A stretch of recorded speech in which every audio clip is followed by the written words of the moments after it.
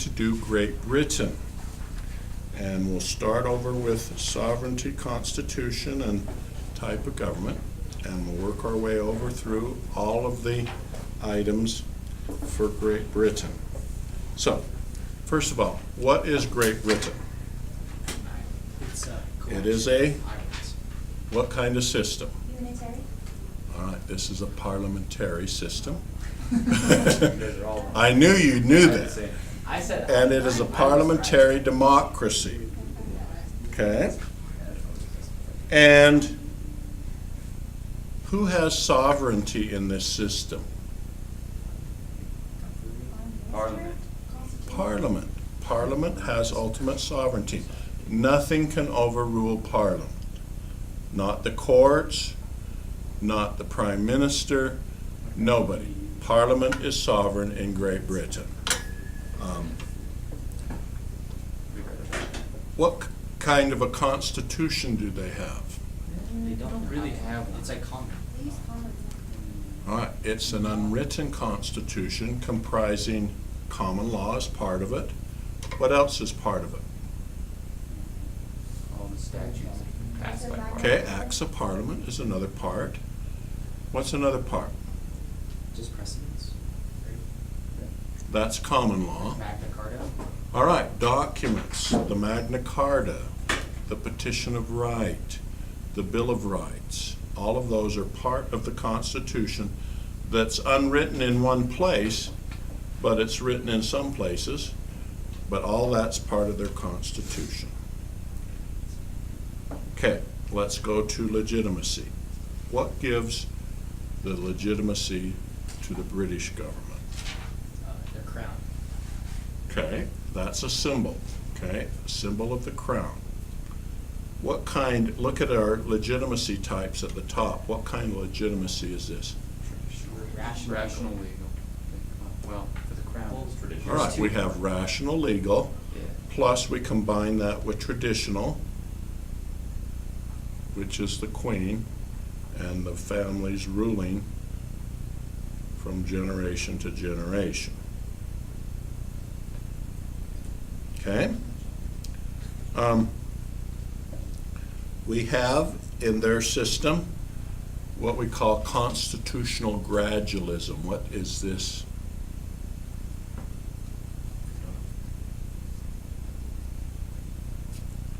When we change gradually, bit by bit. We don't have revolutions, we have gradualism. So we gradually change the Constitution in Britain? What would be an example of that? Took them a long time to give everybody voting rights. They didn't All right, really- we talk about the 1800s, the reform bills that they passed. They gradually give more people representation. They take power away from the House of Lords, give the power to the House of Commons, and gradually give people equal representation in the House of Commons. But that took many years, over the 1800s, to do that. All right. Also giving legitimacy to Great Britain is its pluralism, the fact that people have choices. And when people have choices, they're more apt to believe the government has the right to rule. When they don't, legitimacy goes down. Okay, let's go over to historic past, some of the things that you should remember. First, 1066. Why is that important? Magna Carta. No, that's the invasion. Oh, that's all I know. That's the invasion by Normans. All right. That's all I got. That's William the Conqueror.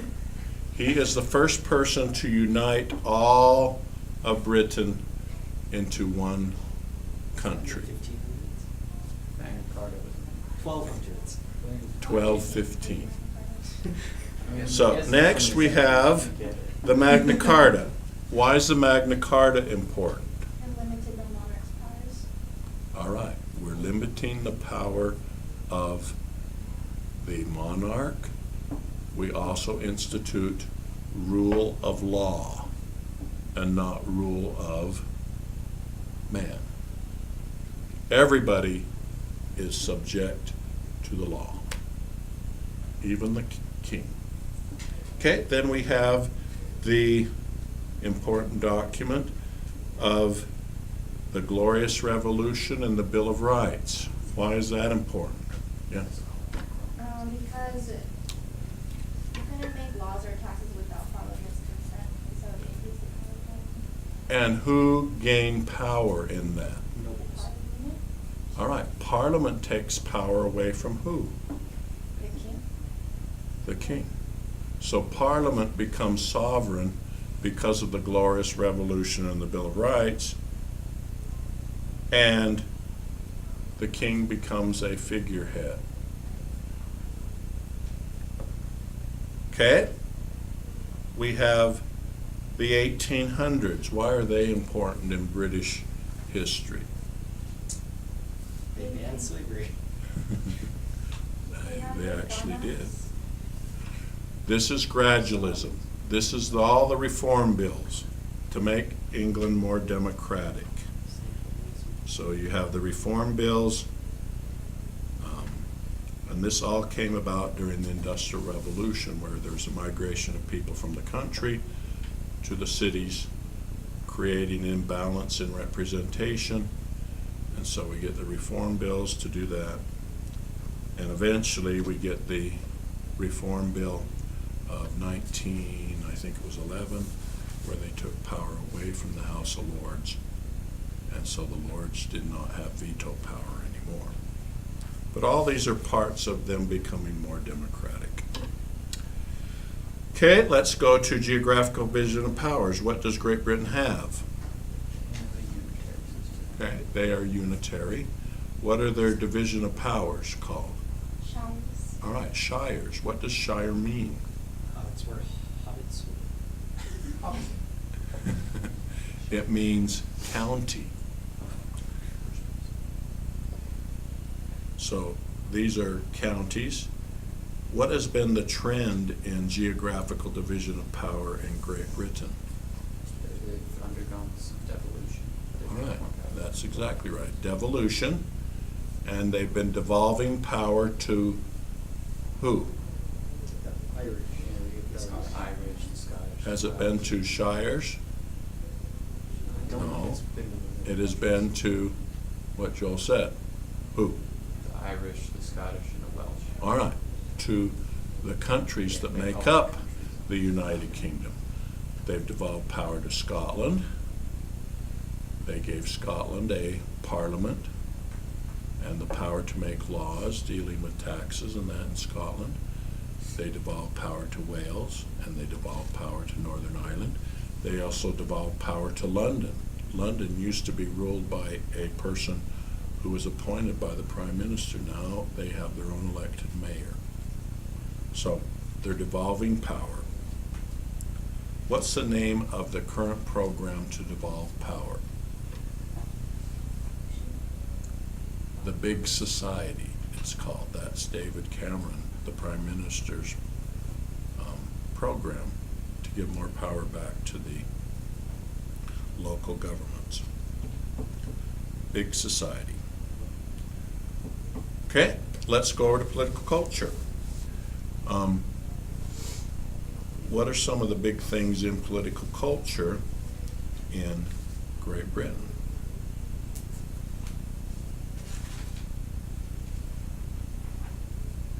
Okay, well, one of them is multinationalism. What do we have multinationalism in? There's lots. All right, we got the Scottish, the Welsh, the English, the Irish, all in one country. 4 countries, different dialects, religions, but each having a national identity, all united in this United Kingdom, which, what could you cite as a problem with this as current events? Scottish people want that. All right, we're going to have a referendum this year on Scottish independence. So we're going to see if that happens. I don't think it'll happen, but we'll have to see. Okay, we also have geography affects their culture. How does geography affect their culture? So Thomas? they have to interact with lots of other countries, but their isolated from them, yeah. All right, very good. They have this island insularity. They've always been on an island, and they've never been able to be part of Europe, but yet they want to be part, but they're not part. And so this island mentality has created this issue with what today? Racism? No, They don't want to be part of the EU, but some of them do. exactly. It's just a mess. They want to be part of the EU, but their island mentality says we don't want to be part of the EU. What are the people who don't want to be part of the EU called? Eurosceptics. All right, Eurosceptics. And so this is a big issue in their culture. Another thing in their culture is this noblesse oblige in social class. What does that mean? Noblesse oblige in social class. The rich shit on the poor. All right. How has this been shown in British history, that the rich help the poor? The welfare state. All right, the welfare state, the NHS, the National Health Service is a great example that had a lot of support from all the classes, that the upper class is going to help the lower class in its issue of health care. All right, let's go to our next one. What kind of executive branch do they have?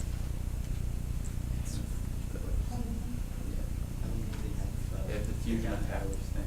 Two, which is You're a supposed to have that. dual executive. Okay? What are the two parts of their dual executive?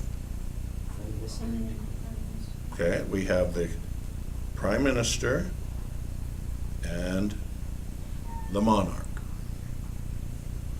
Okay? Let's break them down. How is the monarch selected? Hereditary. Okay, hereditary. Who is the hereditary family? Call themselves Windsors. The I Windsors. never remember their change name. Okay, the Windsors, after the castle that they live in. Who is the monarch currently? Queen Elizabeth. What number?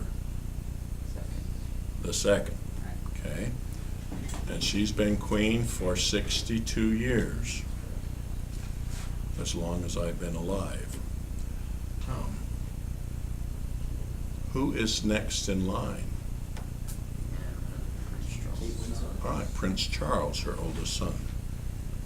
And after that is Prince Charles' oldest son, who is?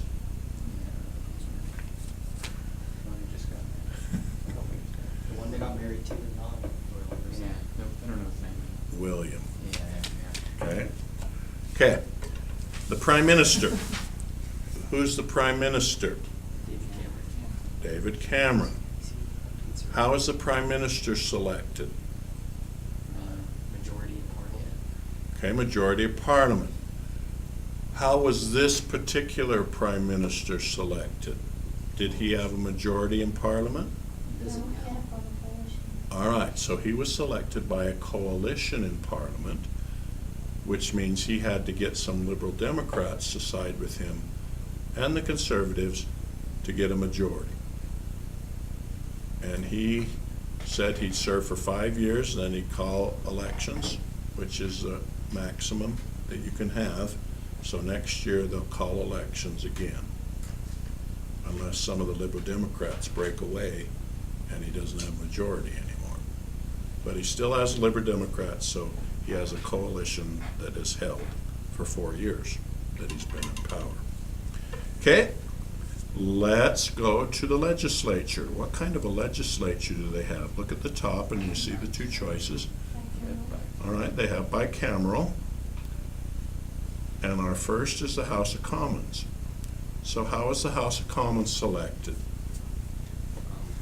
Single member districts. All right, very good. Single member districts, so just put SMD. And in our single member district situation, what is the requirement to win? Plurality. All right. just have to have a plurality, which in Great Britain they call a They- first past the post is the British name, and it's taken from horse races. Whichever horse is first past the winning post is the horse that wins. What are the terms for House of Commons? Call elections. I don't know, 2 years? I mean, it's 5 years, kind of. Five. All You can right, call elections. 5 years maximum, but the Prime Minister can call for elections at any time he wants after election. So he can call it after 1 year, 2 years, 3 years, whatever he wants. Whenever he's most likely to be reelected, he can call elections, which gives advantage to the party in power. They can call elections anytime they want until 5 years, at which time they must call elections. Okay? Their powers of the House of Commons, they are sovereign. House of Commons has the total power. Nobody can overrule the House of Commons. Okay, we also have the House of Lords. How are the House of Lords chosen? There's just a bunch of. And the people that just show up on any given day. Nice. Okay, first way and most common is that the Prime Minister selects people to receive a title. If you receive a title, and this is called a life peer, you can sit in the House of Lords for the remainder of your life. So people who've done extraordinary accomplishments, they can get a life peerage and be for their life in the House of Lords, as long as they choose. They don't have to be if they don't want to be. Okay? You also can get a hereditary title. There are about 90 or so, or 80 or so, hereditary titles. This is one you get from your father that they pass from father to son. Originally, that's the way most of them were. You also have spiritual lords. If you're an archbishop in the Church of England, you get to go sit in the House of Lords. There's only about 20-something of those. So, what are their powers? They can delay stuff. All right, their powers are delay most. So what is their purpose? What is their useful function? All right, they can consider difficult bills, they consider bills that are controversial, because they don't have to be reelected. They're there for life. And so they can take up those issues and do something that would not. Allie Walker, please call the main office. Allie Walker, please call the main office. Thank you. And they can do something that would not be done by somebody who has to be reelected. What about reform of the House of Lords? What have they considered doing? They want to take out the hereditary. All right, they wanted to do away with hereditary ones, and that was the last reform. They used to have like 700 or so, and they reduced it to 80 or so. I don't know the total number, but other reforms? Make it more powerful, right? Yeah, they want to some want to make it elected, just like the other part, just like the House of Commons. What would be the disadvantage of that? Gridlock. Would the House of Commons like that? Why not? Because they would lose power. All right, so would they pass a law to take away their own power? Probably. Probably not. So that reform has a lesser chance of being enacted than others. So until that time, the House of Lords will continue to be another venue to have people look at bills. All right, let's go to the next. We are on the judicial branch. In Great Britain, who is the head of the judicial branch? They have it. All right, they have a new Supreme Court. That is one of the new reforms. One of the reforms of just about 5 years ago established a Supreme Court. Now, does this Supreme Court have judicial review? I mean, I thought they could review, like, if they followed EU stuff or something. All right, so they can review acts of the European Union. Do they review acts of Parliament? no. No. There is no judicial review of acts of Parliament.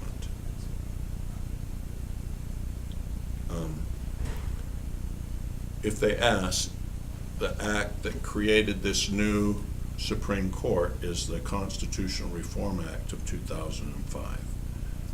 And that is the one that established this separate Supreme Court. Where was the Supreme Court before? It was in the House of Lords. The House of Lords was the Supreme Court, and they had law lords. But they took it out of the House of Lords and made it its own independent. So what do they do most of the time if they don't do judicial review? You can stop government actions. Do they handle appeals? All right, well, Civil cases? they're just deciding cases whether you're guilty or not, whether the decision has been properly applied. But they will not overrule on constitutional issues the British Parliament. They'll only look at the European Union, how that applied to British laws, okay? We also have code law, or common law in Great Britain. And one thing you need to remember about the judicial branch in Great Britain, and that is judges are independent, impartial, and neutral. They do not make law like some judges in the United States do. And so they are not controversial like some of our judges that would declare same-sex marriage constitutional. They would never do something like that in Great Britain. They couldn't. That decision is made by who? Legislature.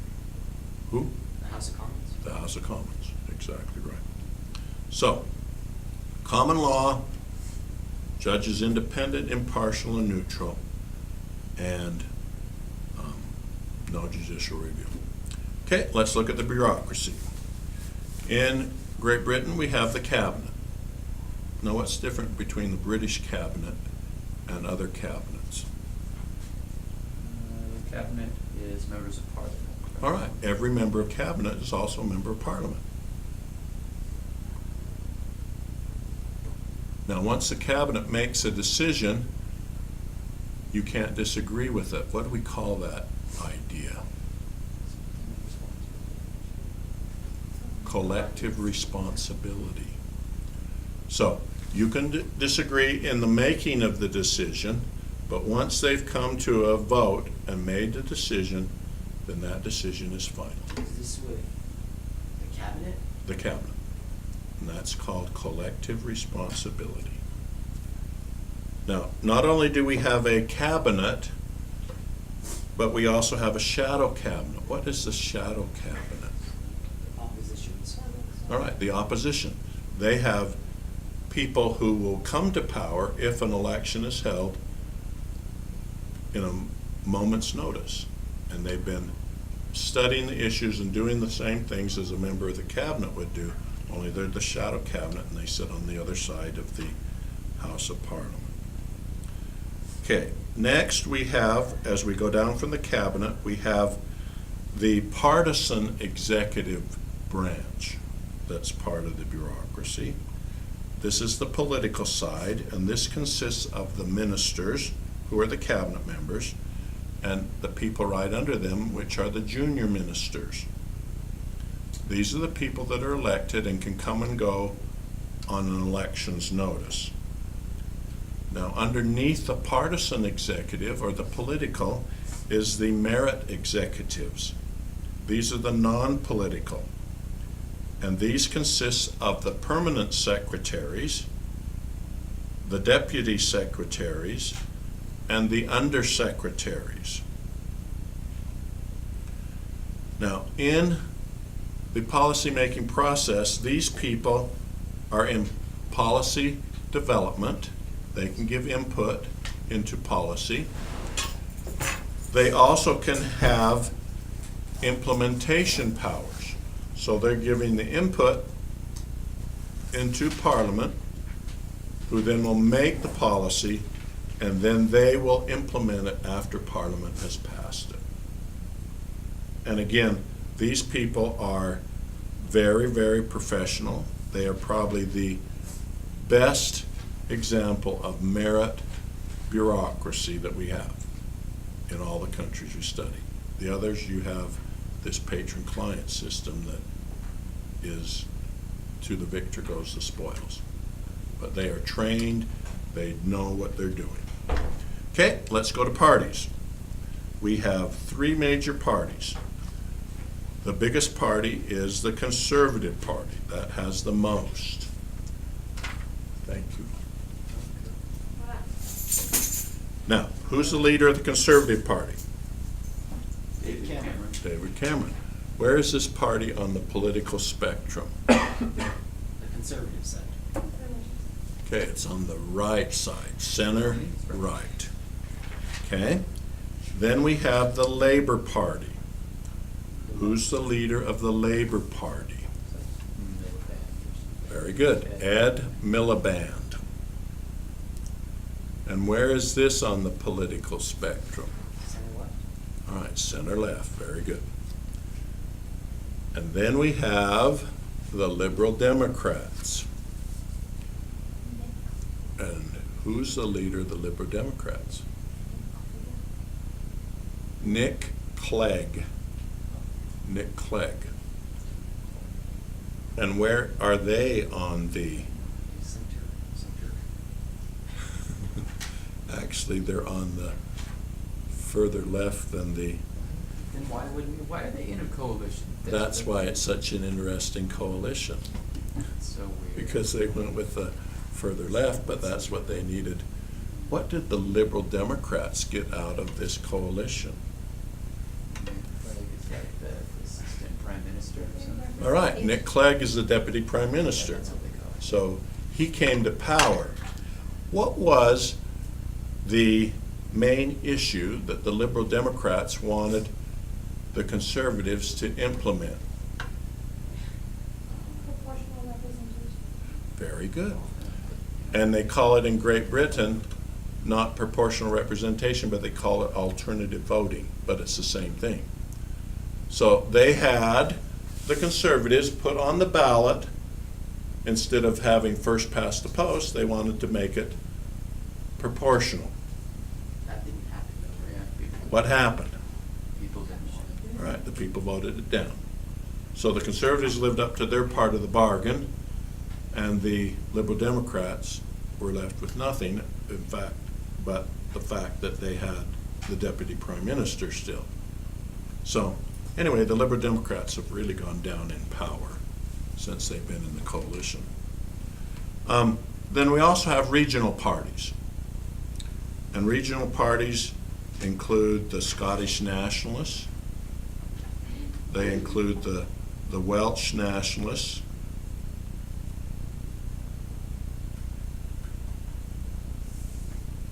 And also Irish nationalism. You have the IRA, the Sinn Féin Party, the Ulster Unionist Party.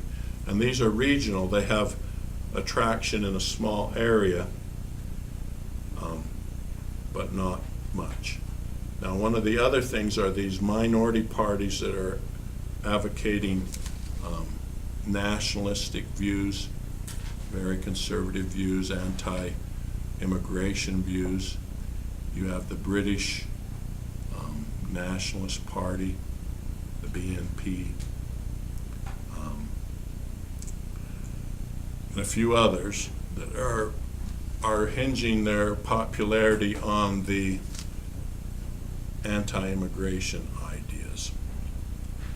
And unfortunately, they've garnered quite a bit of strength in local elections. So we'll see what happens. Okay, let's go to our next interest groups.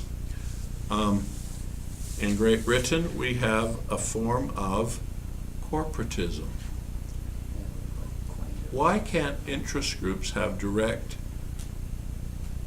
input into parliament, members of parliament? Because they're only loyal to the party, because that's how to get, like, All more right, seats. so an interest group going to a member of parliament is not going to do much good, because that person's gonna vote according to his party. So what have we done to help give interest groups input? What has the British government done to give them input into governmental decision-making? Quangos. All right, very good, quangos, quasi-autonomous, non-governmental organizations. And so these have been formed to help give people input into policy-making issues. We also have interest groups that are large and having influence with the trade unions, and what's that called? Very good, TUC, Trade Unions Congress. And on the other side, the biggest interest group for business would be I did it for the CBI, the Congress of British Industry.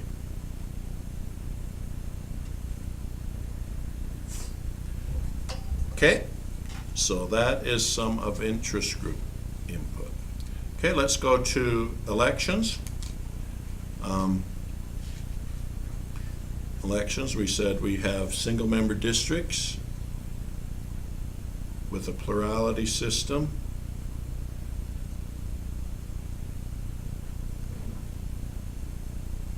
And when we say safe district, what do we mean in an election? they're guaranteed to win. Why? What is unique about the British system? Does it have to do with geography, like where you are, you vote for a certain party? All right, because the party assigns you to a place. So, if we have a candidate assigned to an unsafe district, what does that mean? Not probably. It's up for grabs, means you're probably younger in the party. And why would the Conservatives assign somebody to an unsafe district?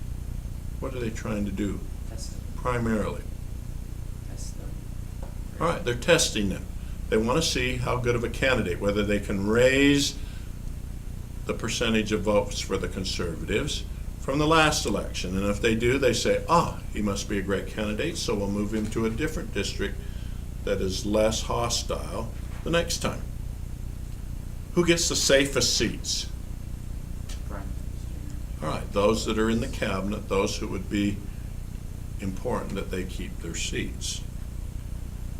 Now, you can also punish people by putting them in a seat that is not very favorable, but that's not done as much as testing people in a seat.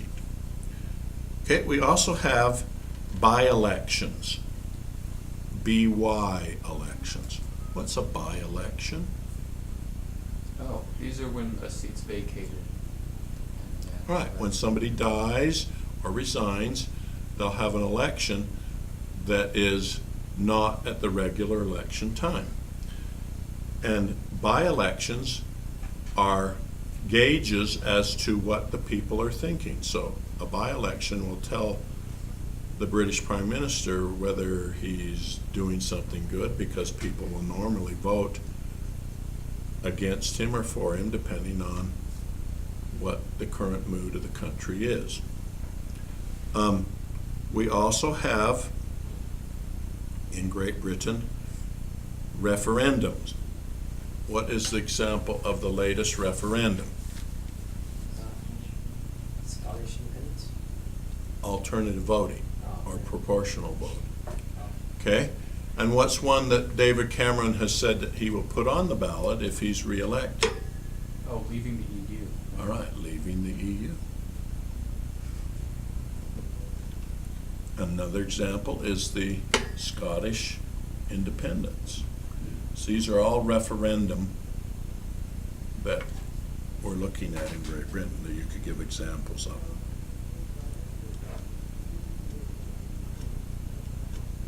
If you have a third party which kind of elections do they fare the best in?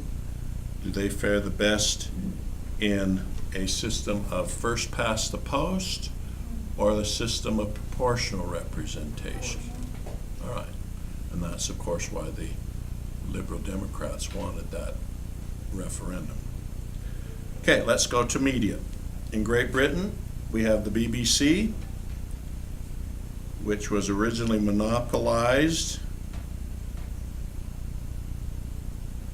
but since then, the British have allowed independent media. They have 5 stations in the broadcast area now, plus cable TV.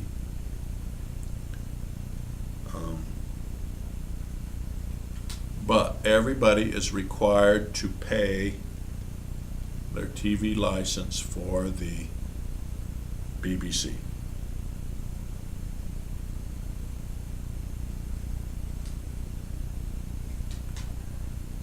Despite competition from private companies, the BBC still is the most watched, and the commercial stations are later.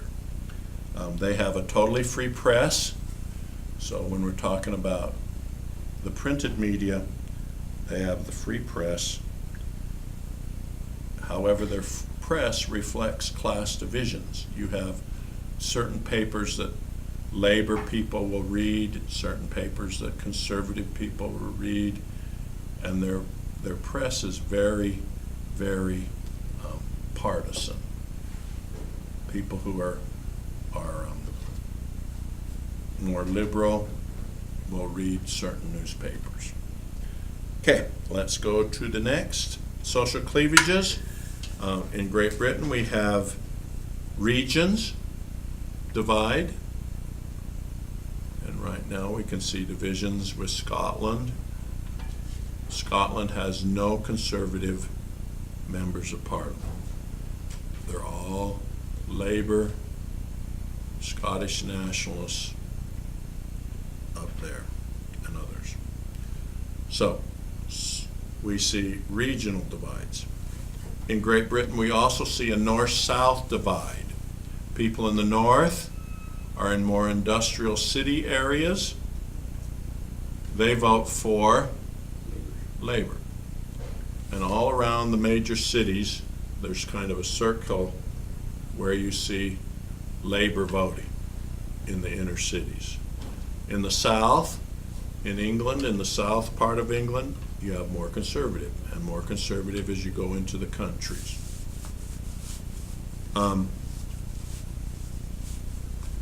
Also, there is social class issues, and social class issues now reflect not only rich, poor, but also newly immigrated as opposed to more established, because we got a lot of immigration from where? Middle East. Middle East, in Pakistan, and also India. Former colonies of Great Britain, people are migrating back, and these people are mostly in the inner cities. And we had a number of race riots and different things in the last couple of years, which really had been in Britain for a while, but that's something we look at now. Okay, next page. On the back, let's go to citizen-state relationships and participation. We have pluralism in Great Britain. They have the choice of many issues. Okay? And as far as socialization, what influences your tendency to vote in Great Britain? Party. All right. Family, friends, number one. Education does. Geography does. Class does.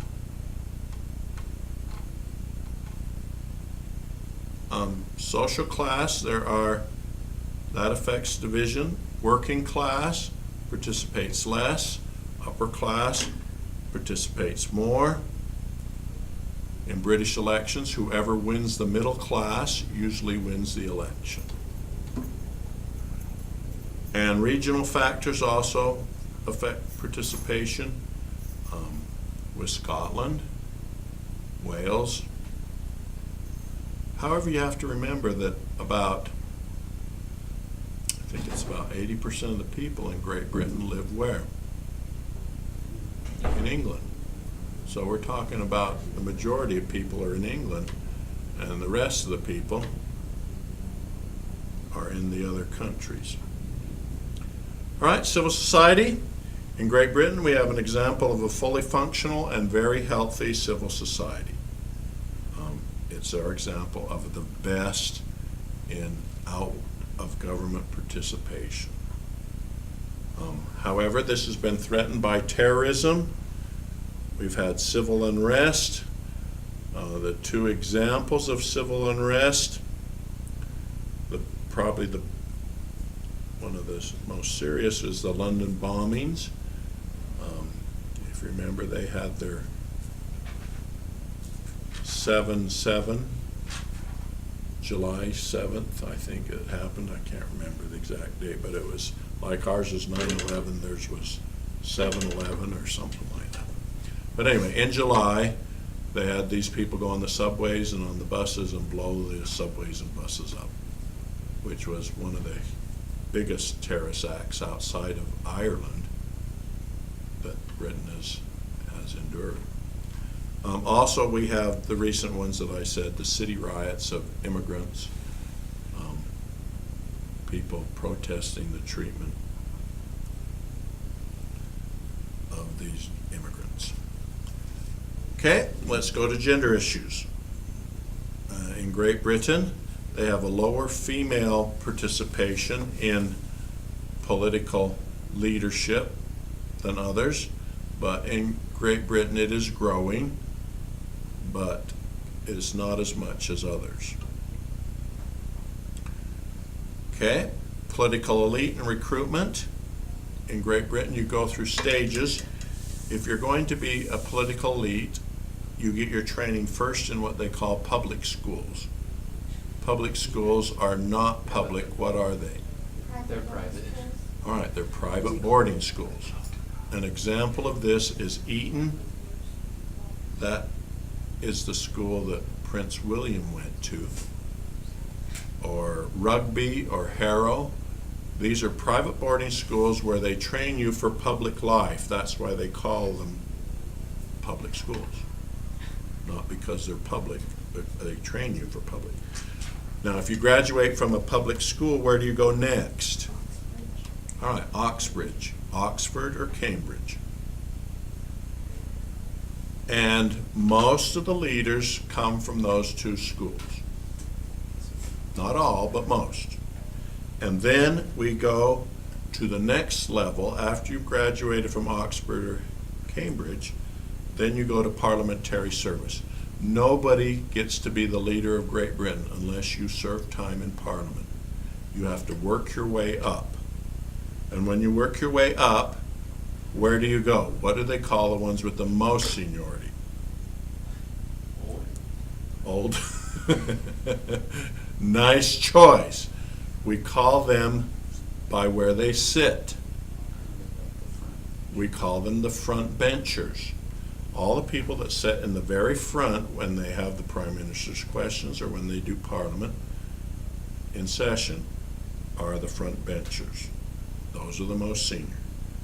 And then those people will elect the Prime Minister. So that's how you get ahead.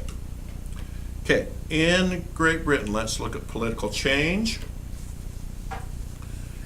Political change, we have, what do we call political change in Great Britain?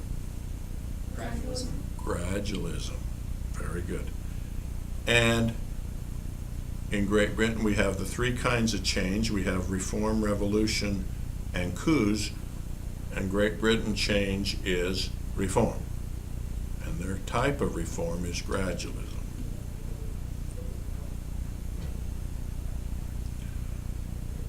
Okay. So, some of the big times of political change in the last 20, 30 years. One of the big things is devolution, okay? Now, right after World War II, we had a period of unity in the British government to effect change. What do we call this period where they united to rebuild Great Britain after World War II? The collectivist consensus. The collectivist consensus is that they said, well, Great Britain is in such a mess that we need to unite and get us, with government help, out of this mess, because Great Britain, their entire inner cities were bombed.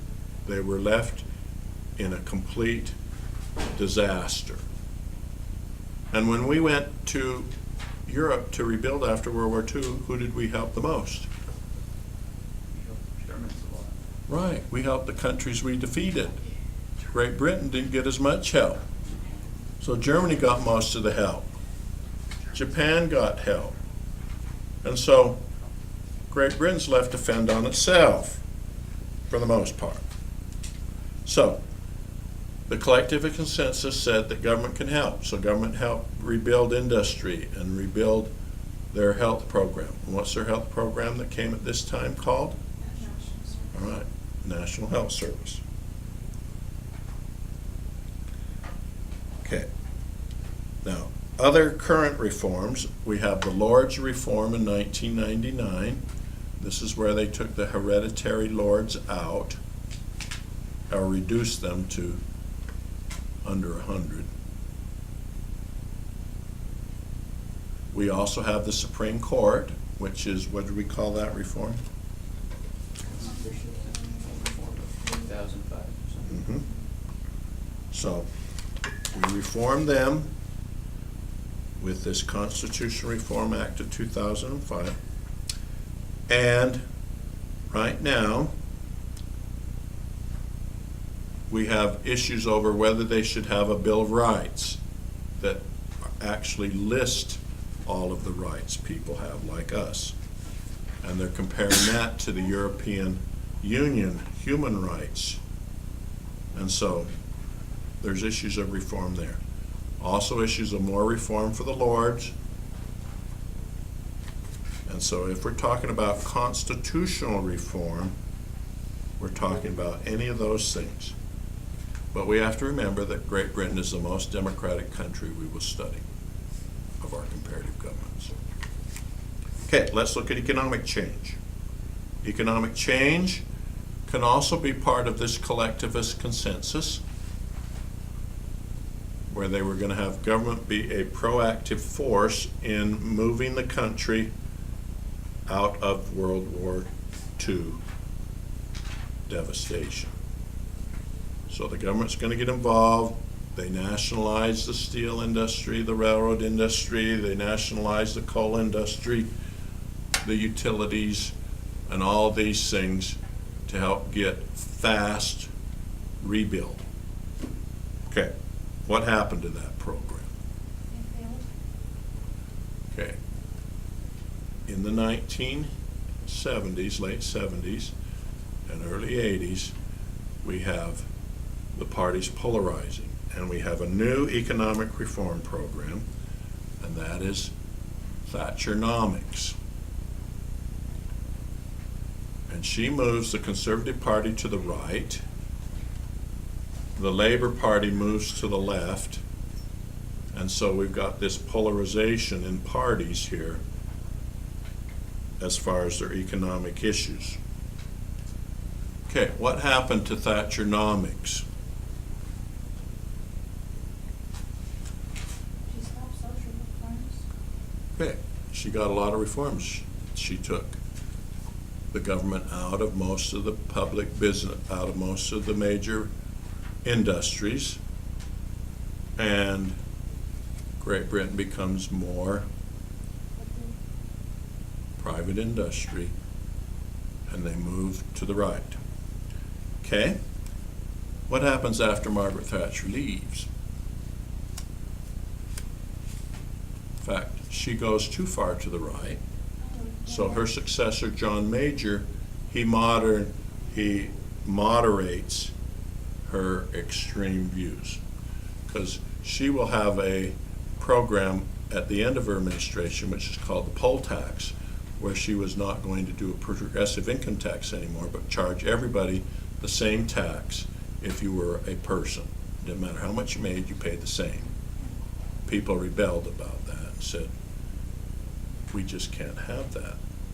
A poor person can't pay the same as a rich person. So anyway, the poll tax takes her out of her office. Okay, then we have Tony Blair. He's the next prime minister. He has the third way. He wants to find a moderating thing too. Is there a third way?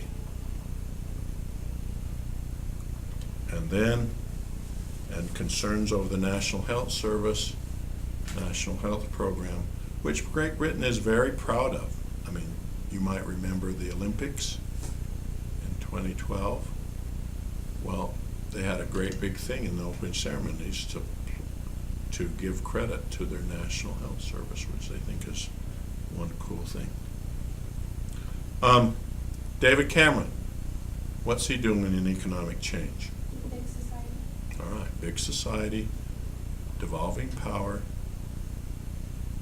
having cities and counties or shires do more on their own.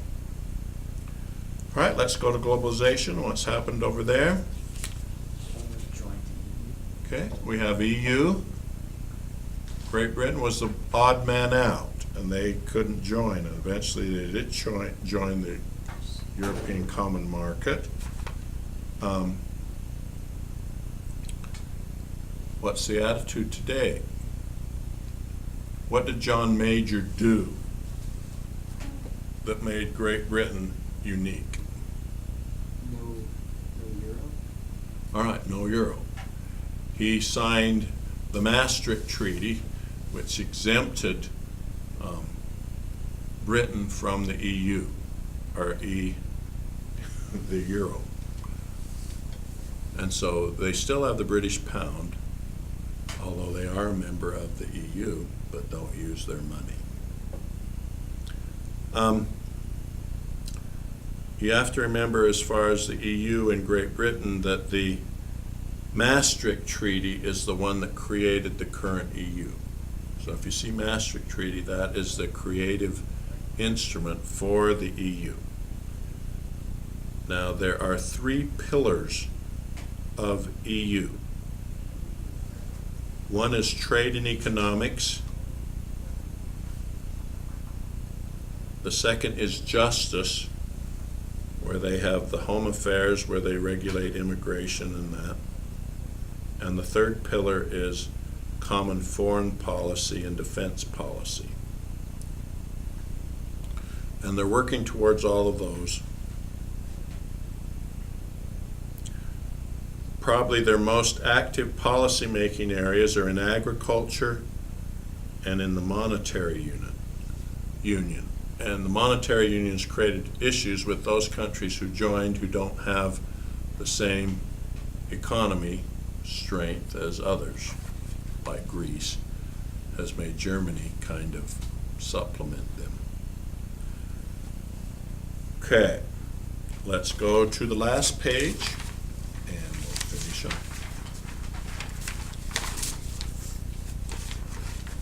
Public policy issues for Great Britain. Immigration. Okay, we have the EU is one. The relationship between the government and the economy, and this is the big society. How much should the national government be spending versus the local government? Another big issue is the National Health Service. Susan McCandless, please call extension 5106. Susan McCandless, please call extension 5106. Thank you. Another issue is devolution, how much to devolve, and the independence of Scotland, whether to devolve so much that they'll lose Scotland as a member of the United Kingdom. And also constitutional reforms in judiciary, and also in Bill of Rights. What kind of Bill of Rights should they have? Okay, next, policymaking process. We go through our 5 levels. Remember, we do development. When they develop policies, we have our cabinet secretaries plus the civil servants. And how do we give input into this? All right, your quangos. Who sets policy in the first place, or sets the agenda? All right, the Prime Minister and the Cabinet. So input is by the Cabinet Secretaries, quangos, interest groups through the quangos. Who formulates policy?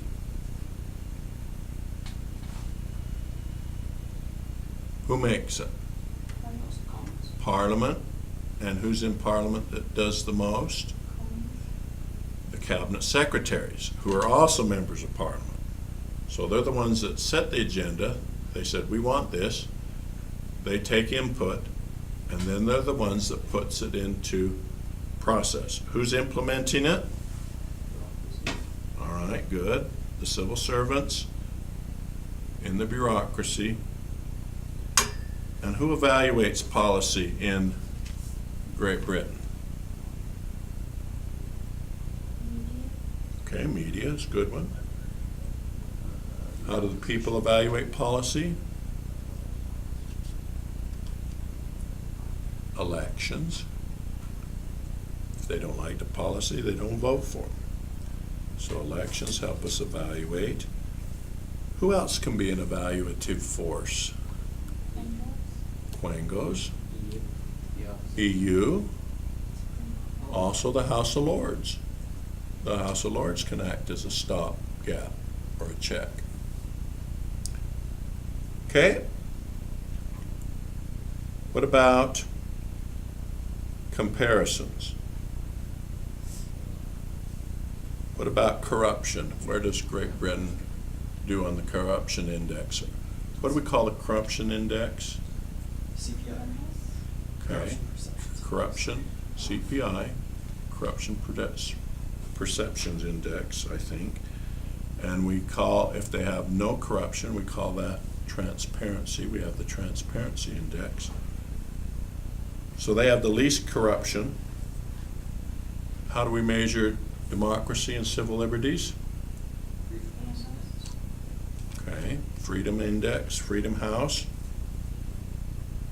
Where are they on Freedom House? Pretty good. Okay, they're at the top.